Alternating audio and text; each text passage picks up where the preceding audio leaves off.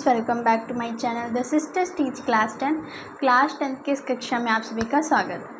हम पढ़ रहे थे प्रकाश, परावर्तन एवं अपवर्तन, क्लास 10 फिजिक्स का चैप्टर नंबर 1 एंड आज है इसका लेक्चर नंबर 7। ठीक है, तो आज हम कुछ इम्पॉर्टेंट पॉइंट्स देखने जा रहे हैं, न्यूमेरिकल्स के लिए बहुत इम्पॉर्टेंट है, जिसे हम कहते हैं चिन्ह परिपाटी। ठीक है, आज का हमारा पॉइंट क्या है? चिन्ह परिपाटी। इसमें मैं आपको कुछ पॉइंट्स बताऊंगी जिसको आपको याद रखना है, न्यूमेरिकल्स के लिए बहुत इम्पॉर्टेंट है। ठीक है, तो चलिए स्टार्ट करते हैं। इसमें कई सारे टॉपिक आएंगे, उसके बाद हम एक क्वेश्चन भी लगाएंगे दर्पण सूत्र पे। ठीक है, साथ साथ दर्पण सूत्र भी देखेंगे। तो चलिए स्टार्ट कर। तो मैं आपको कुछ पॉइंट्स लिखवाऊंगी, फिर उसके रीज़न भी दूंगी आखिरकार ऐसा क्यों है। ठीक है, तो आप देख सकते हैं मैंने यहाँ पे एक डायग्राम बनाया है, जिसमें अगर आप गौर कर पा रहे हो तो ये हमारा अवतल दर्पण है एंड ये हमारा उत्तल दर्पण है। ठीक है, ये मैंने क्यों बनाया है आपको भी सब समझ में आ जाएगा। तो फर्स्ट पॉइंट लिखते हैं। चलो, ये सारे पॉइंट्स आपको PDF में मिल जाएंगे या फिर आप इसके नोट्स भी बना सकते हो। ठीक है, तो फर्स्ट पॉइंट है कि अवतल दर्पण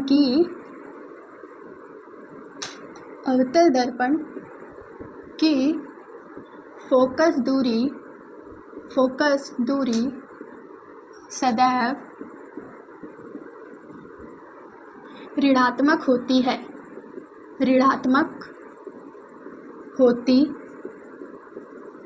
ठीक है, तो मैंने फर्स्ट पॉइंट क्या लिखा है कि अवतल दर्पण की फोकस दूरी ऋणात्मक होती है। ठीक है, ऐसा क्यों होता है? देखो, जैसा कि हमें पता है ये हमारा अवतल दर्पण है। ठीक है, एंड ये है इसका P एंड ये है इसका F।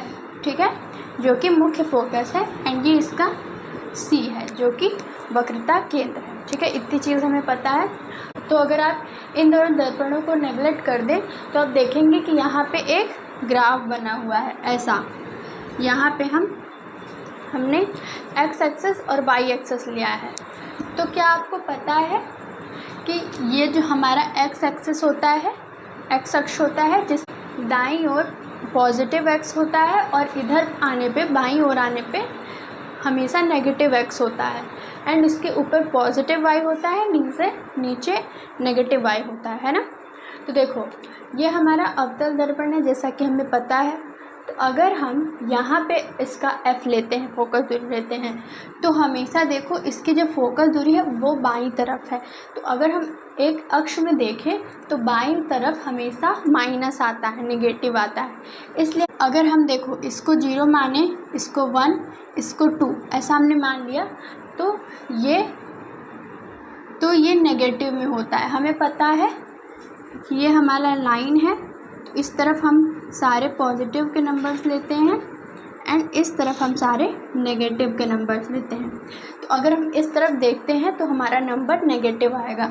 इसलिए हम कह सकते हैं कि जो अवतल दर्पण है उसकी फोकस दूरी सदैव ऋणात्मक होती है। ठीक है, चलिए अब देखते हैं सेकंड पॉइंट। अब देखो, सेकंड पॉइंट है, हमने ये अवतल दर्पण के लिए देख लिया कि इसकी नेगेटिव होती है। तो अगर हम ये उत्तल दर्पण माने और यहाँ पे हम F बना दें और ये पॉजिटिव है, तो हम कहेंगे कि जो उत्तल दर्पण की फोकस दूरी है वो सदैव पॉजिटिव होती है, यानी कि धनात्मक होती है। तो हम यहाँ लिख लेंगे कि उत्तल दर्पण की फोकस दूरी धनात्मक होती है। ठीक है, अब देखो इसका मतलब क्या हुआ?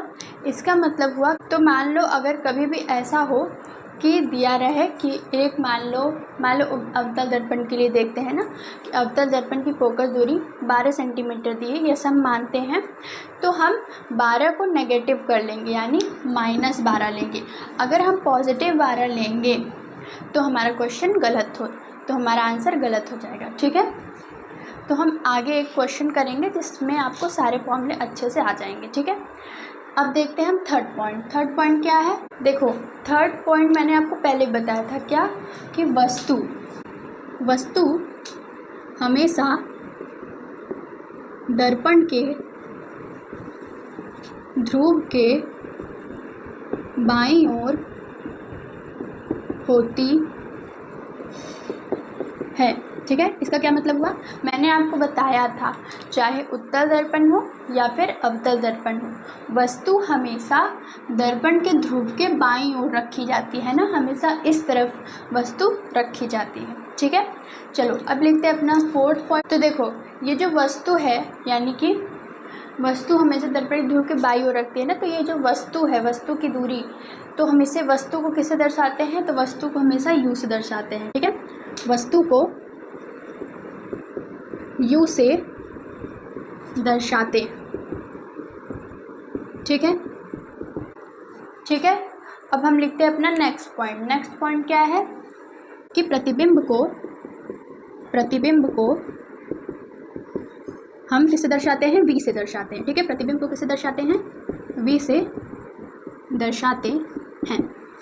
ठीक है, तो अगर हम इस वाले पॉइंट को देखें कि वस्तु हमेशा दर्पण के ध्रुव के बाईं ओर रखी होगी, है ना, बाईं ओर, तो हम जानते हैं कि बाईं ओर की चीज़ें ऋणात्मक होती हैं, यानी कि जो वस्तु की दूरी होगी वो भी हमेशा ऋणात्मक होगी।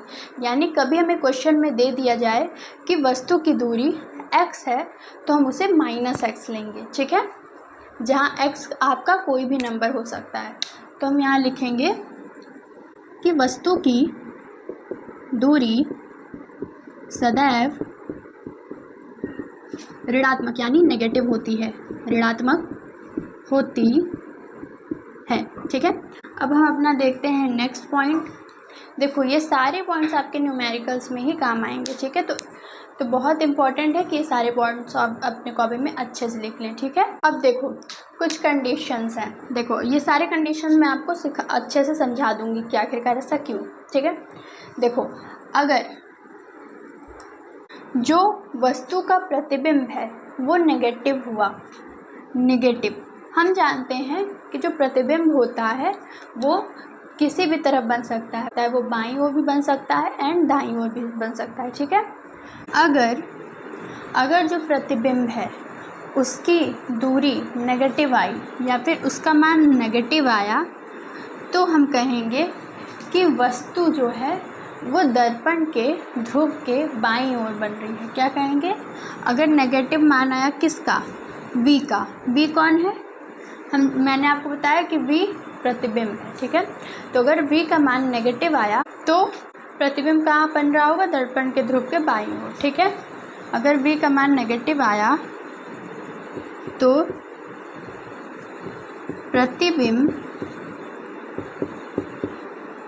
बाईं ओर बनेगा।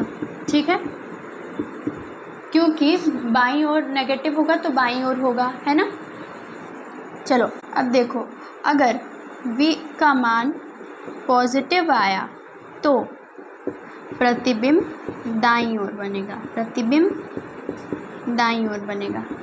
बेसिकली जब आपको कोई न्यूमेरिकल देगा तो उसमें आपको पूछेगा कि एंड साथ ही साथ बताइए कि प्रतिबिंब की प्रकृति क्या होगी, है ना, तो उसमें आपको इन सब चीज़ों का बहुत ज़्यादा यूज़ लगेगा। ठीक है, अब देखो हम कुछ और पॉइंट्स देखते हैं। और क्या पॉइंट्स हैं, देखो अगर प्रतिबिंब, मैं ऐसे लिख दे रही हूँ आप समझ जाइएगा, अगर प्रतिबिंब सीधा बना तो मुख्य अक्ष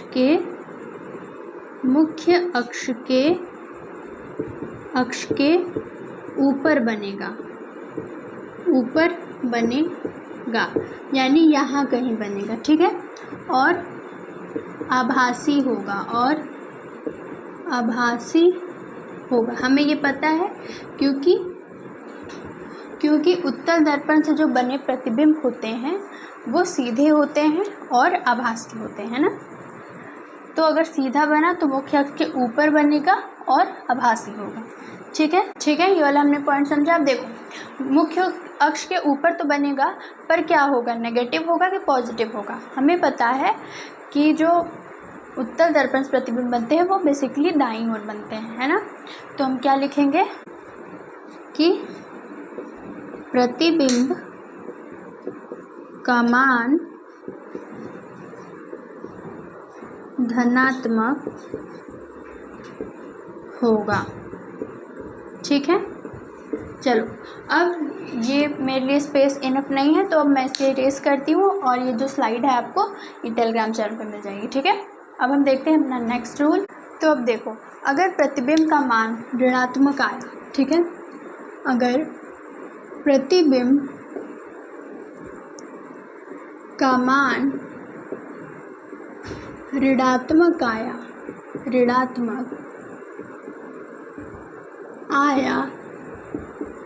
तो देखो, अगर प्रतिबिंब का मान ऋणात्मक आया तो बेसिक सी बात है कि ये अवतल दर्पण होगा, क्योंकि वो बाईं ओर बन रहा होगा, है ना। तो बाईं ओर जब बनता है तो हम जानते हैं वो वास्तविक और उल्टा बनता है। तो प्रतिबिंब का मान अगर ऋणात्मक आया तो वास्तविक व उल्टा प्रतिबिंब बनेगा। ठीक है, चलो अब हम ना मेन फॉर्मूला देखते हैं रेखीय आवर्त का। ठीक है, क्या देखेंगे? रेखीय आवर्त। रेखीय आवर्त क्या होता है? तो अभी मैं आपको सब बताऊंगी। तो रेखीय आवर्त m से दर्शाते हैं। ठीक है, किससे दर्शाते हैं? m से। इसका जो फॉर्मूला होता है वो क्या होता है? प्रतिबिंब की लंबाई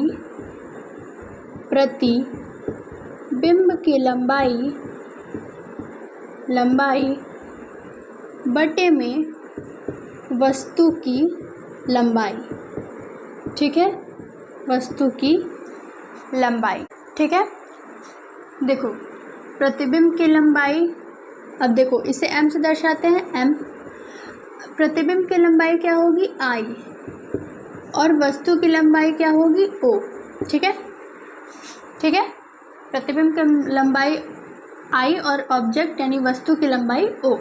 अब देखो यहाँ कई बार वस्तु की लंबाई और प्रतिबिंब की लंबाई की जगह इसकी चौड़ाई, देखो इसकी चौड़ाई, ऊंचाई, मोटाई, है ना, ये सभी दे देता है। जैसे मान लो चौड़ाई, ऊंचाई, मोटाई प्रतिबिंब के ये दे दिया, और नीचे वस्तु की चौड़ाई, है ना, वस्तु की ऊंचाई, वस्तु की मोटाई, ये सब दे देता है। तो इसमें आपको कंफ्यूज नहीं होना है। कौन सा फॉर्मूला लगेगा? तो फॉर्मूला यही वाला हमेशा लगेगा। ठीक है, तो आवर्त क्या होता है?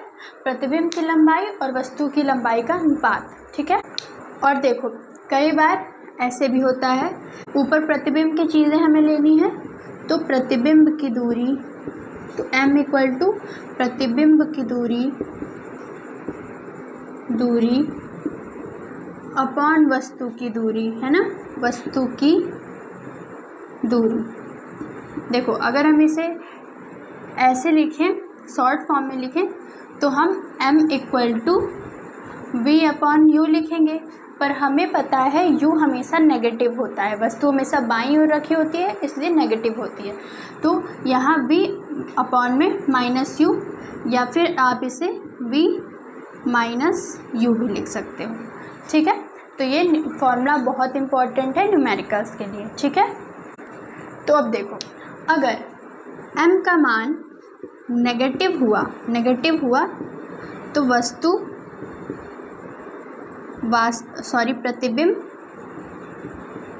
प्रतिबिंब वास्तविक व उल्टा बनेगा। हमें पता है ये अवतल दर्पण के लिए होता है ना। और अगर m का मान पॉजिटिव आया तो प्रतिबिंब आभासी और सीधा बनेगा। ठीक है, ठीक है, और देखो अगर यदि m का मान a के बराबर आया तो प्रतिबिंब और वस्तु का साइज समान होगा, है ना, समान होगा।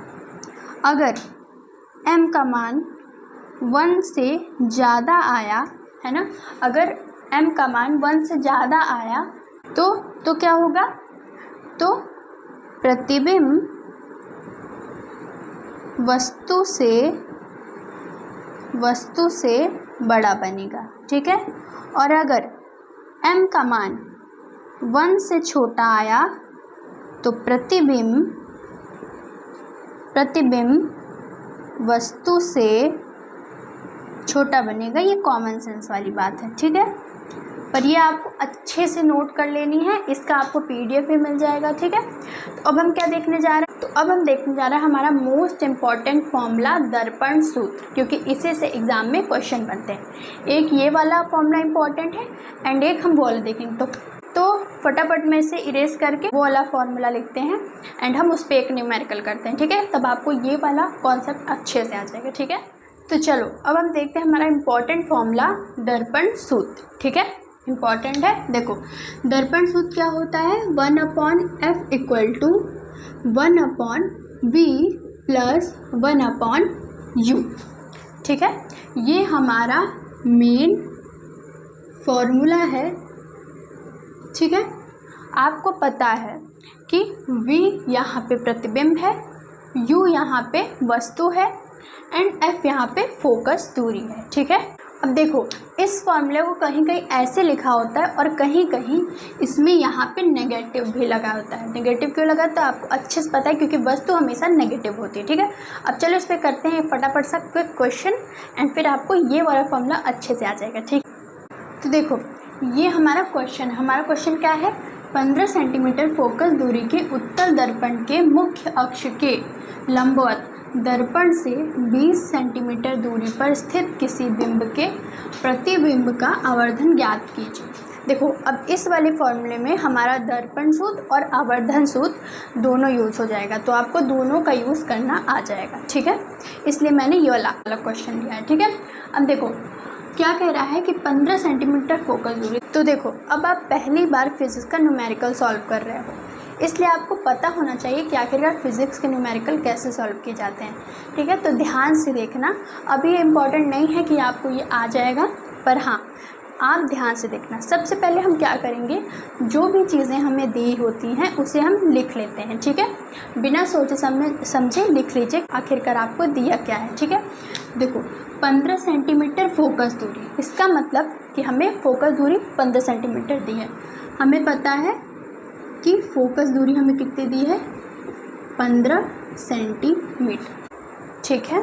तो हमें फोकस दूरी कितनी दी है, 15 सेंटीमीटर। अब देखो यहाँ पे -15 होगा या +15 होगा, ये आपको कैसे पता चलेगा, दर्पण देख के। हमें दर्पण कौन सा दिया है, उत्तल दर्पण, तो यहाँ होगा उत्तल दर्पण, क्योंकि उत्तल दर्पण है और हमें पता है उत्तल दर्पण ऐसे होता है, यानी अक्ष के इधर होता है और ये पॉजिटिव होता है, तो इसकी फोकस दूरी भी क्या होगी, पॉजिटिव, तो प्लस पॉजिटिव, ठीक है। फोकस दूरी पॉजिटिव। अब हमें क्या दिया है कि उत्तल दर्पण के मुख्य अक्ष के लंबवत दर्पण से 20 सेंटीमीटर दूरी पर, ठीक है। देखो 20 सेंटीमीटर दूरी पर स्थित बिंब क्या है, वस्तु है, ठीक है। वस्तु की दूरी हमें दी है 20 सेंटीमीटर, तो u = 20 सेंटीमीटर। अब हमें पता है कि वस्तु की दूरी हमेशा नेगेटिव होती है ना, तो हम यहाँ पे -20 कर देंगे, ठीक है। तो वस्तु की दूरी हमेशा नेगेटिव होती है, तो हम यहाँ पे -20 कर देंगे, ओके। अब देखो आगे हमारा क्वेश्चन क्या कह रहा है, 20 सेंटीमीटर दूरी पर स्थित किसी बिंब के प्रतिबिंब, यानी कि बिंब वस्तु के प्रतिबिंब यानी v का मान और का आवर्धन तथा, तो बिंब के प्रतिबिंब का मान निकालो और आवर्धन का ज्ञात करो। अब देखो यहाँ पे हमें दिया तो नहीं है कि प्रतिबिंब का मान निकालो, पर यहाँ प्रतिबिंब का मान हमें नहीं दिया है तो हमें निकालना पड़ेगा, ठीक है। तो यहाँ हमें प्रतिबिंब का मान नहीं दिया है तो हमें यहाँ पे निकालना ही पड़ेगा, ठीक है। तो इसमें हमने सब कुछ देख लिया कि हमें क्या क्या पूछ रहा है, क्या क्या हमें निकालना है, ओके। तो देखो अब हमें पता है कि हमें v निकालना पड़ेगा। v क्यों निकालना पड़ेगा, क्योंकि जब हम आवर्धन सूत्र लिखते हैं तो हमारा आवर्धन सूत्र क्या आता है, ठीक है, ये हमारा फॉर्मूला होता है, ठीक है। तो इसलिए हमें v की आवश्यकता पड़ेगी, तो v हम कैसे निकालेंगे, तो v हम निकालेंगे दर्पण सूत्र से। तो चलो स्टार्ट करते हैं सॉल्व करना, है ना, सॉल्यूशन स्टार्ट करते हैं। क्या करेंगे, सबसे पहले हम लिखेंगे दर्पण सूत्र से, दर्पण सूत्र क्या है, फटाफट से बताओ। दर्पण सूत्र क्या है, 1/f equal to 1/v plus 1/u। ठीक है, अब फटाफट से इसकी सारी वैल्यू रख दो। तो हमें जिसके जिसकी वैल्यू गिवन है वो हम लिख देंगे। ठीक है, तो f की वैल्यू दी है प्लस का 15, तो 1/15 equal to 1/v as it is लिख देंगे। एंड u की वैल्यू कितनी दी है, u की वैल्यू दी है -20, तो यहाँ आ जाएगा हमारा -20। अब हम v को इधर ही रहने देंगे एंड u को हम इस तरफ ला लेंगे क्योंकि हमें v की वैल्यू चाहिए। ठीक है, तो हम यहाँ पे करेंगे, देखो यहाँ पे दिख रहा होगा आपको, तो 1/v आ जाएगा 1/15 और ये हमारा इस तरफ आएगा तो ये हो जाएगा पॉजिटिव 1/20। ठीक है, अब इसका हम लेंगे एलसीएम, तो यहाँ आ जाएगा 60। अब देखो यहाँ आ जाएगा 4 और यहाँ आ जाएगा 3। अब हम इसको ऐड करेंगे तो यहाँ आ जाएगा 7/60। तो हमारा जो आ गया, हमारा जो 1/v आया वो कितना आया, 7/60। अब अगर हमें v की वैल्यू चाहिए तो हमें इसका रेसिप्रोकल करना पड़ेगा। कई बच्चे बिना रेसिप्रोकल किए ही इसी को v की वैल्यू मान लेते हैं, तो हमें ऐसा नहीं करना है। ठीक है, तो v की वैल्यू के लिए हमें 60/7 करना पड़ेगा। अब जाके हमारी ये v की वैल्यू निकली। तो अब हम अपना आवर्धन सूत्र लगा सकते हैं। तो अब हम लिखेंगे आवर्धन सूत्र से, आवर्धन सूत्र से, आवर्धन सूत्र क्या है, m इक्वल टू v। ठीक है, ये हमारा है। ओके, तो v का फॉर्मूला, तो v की वैल्यू क्या आई है 60/7। यहाँ पे हमारा हो जाएगा माइनस, और u की वैल्यू हमें क्या गिवन थी, -20। ठीक है, तो ये माइनस से ये माइनस कट जाएगा एंड जब हम 20 को ऊपर ले जाएंगे तो आ जाएगा 60/7 इंटू 20। अब हम 0 से 0 को काट सकते हैं। एक सेकेंड, आपको शायद नहीं दिख रहा होगा। ओके, तो हम 0 से 0 को काट देंगे एंड 2 से 6 को काट देंगे, तो यहाँ हमारा आ जाएगा 3। अब जब हम 3 को डिवाइड करेंगे 7 से तो हमारा आंसर क्या आ जाएगा, देखो मैं आंसर यहाँ पे लिख देती हूँ। तो हमारा m इक्वल टू आंसर आ जाएगा प्लस का 0.43। ठीक है, तो अब देखो कि हमारा आवर्धन का जो सूत्र है और उसका जो आंसर आ रहा है वो पॉजिटिव में आ रहा है। एंड मैंने आपको बताया था जब आवर्धन पॉजिटिव आता है तो हमारी वस्तु कहाँ बन रही होती है, दर्पण के दाईं ओर, है ना, दर्पण के दाईं ओर, यानी कि ये उत्तल दर्पण है और उत्तल दर्पण आभासी और सीधा बनता है, तो वस्तु आभासी और सीधी बनेगी। ठीक है, तो देखो इस वाले क्वेश्चन से मैंने आपको इन दोनों फॉर्मूला को कैसे यूज़ करते हैं ये आपको सिखा दिया। तो अगर ये वीडियो अच्छी लगी तो प्लीज़ लाइक करना, चैनल को सब्सक्राइब करना एंड ऐसे ही और न्यूमेरिकल्स करने के लिए हमारे चैनल को फॉलो करना। ठीक है, एंड ये वाला जो क्वेश्चन है इसे एक बार अपने से करने की कोशिश करना, बहुत ही इजी क्वेश्चन है एंड आपसे इजीली सॉल्व हो जाएगा। ठीक है, अगर आपको न्यूमेरिकल्स में दिक्कत हो रही हो तो मुझे कमेंट कर दीजिएगा, मैं और न्यूमेरिकल के सेशन लेके आ जाऊँगी। Okay, so thank you. अगर वीडियो अच्छा लगे तो प्लीज़ लाइक करना, चैनल को सब्सक्राइब करना एंड वीडियो को शेयर करना। Thank you, we will meet in our next lecture.